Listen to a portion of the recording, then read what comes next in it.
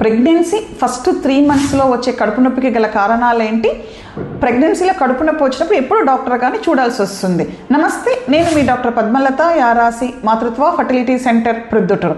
ప్రెగ్నెన్సీలో గర్భసంచి సైజు పెరుగుతూ ఉంటుందండి. గర్భసంచి సైజు పెరిగే కొద్దీ కూడా స్ట్రెచ్ అవ్వటం వల్ల పెయిన్ వస్తుంది.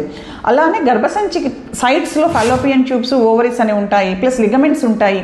ఇవన్నీ కూడా ప్రెగ్నెన్సీ టైంలో స్ట్రెచ్ అవ్వటం వల్ల పెయిన్ అనేది వస్తుంది. దీనివల్ల వచ్చే పెయిన్ అయితే మనం అంత భయపడాల్సిన అవసరం ఉండదు.